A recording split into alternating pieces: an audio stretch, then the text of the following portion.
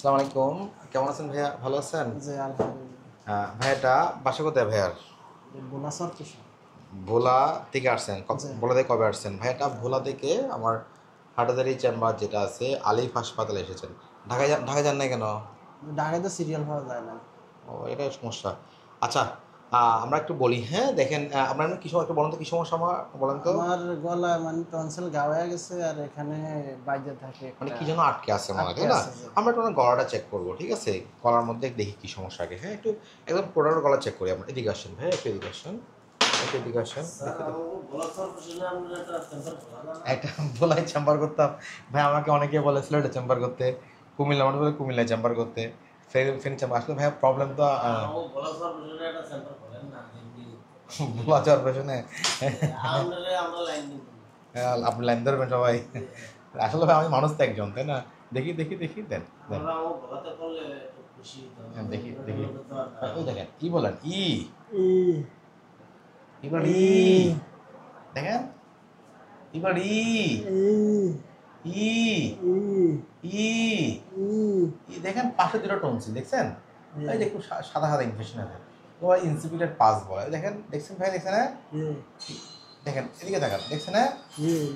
এটা হচ্ছে ইপিগ্লটিস। দেখেন ভেতরে, দেখেন ভেতরে, দেখেন। হ্যাঁ, এবার ই ই ই ই ই ই ই ই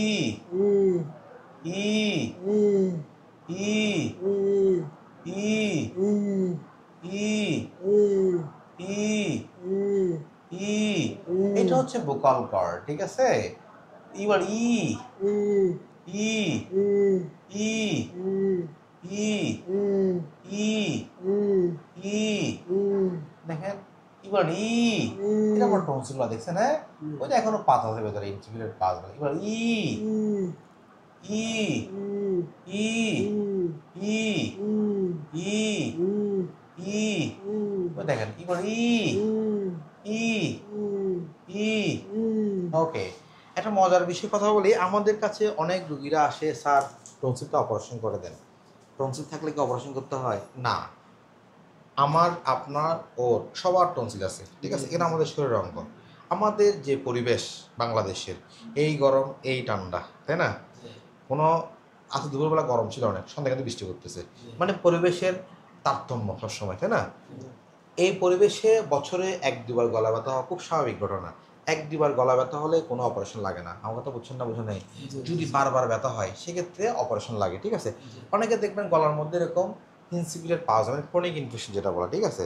সেক্ষেত্রে যদি আমাদের এক দুবার হলে কোনো অপারেশন লাগবে না, কিন্তু বারবার হলে, অর্থাৎ বছরে যদি 3 থেকে 4 বার বেশি হলে, অল টাইম লেগে থাকে, সেক্ষেত্রে অপারেশন করতে হয়। আমার কথা বুঝছেন না? বুঝেন নাই? করেন। মুখ দেখুন গন্ধ আসে, তাহলে ভয়ের কিছু নেই। অনেক সময় ইনসিডেন্ট পার্সেলের মধ্যে কিন্তু গন্ধ আসে। আমার কথা বুঝছেন না? বুঝেন নাই?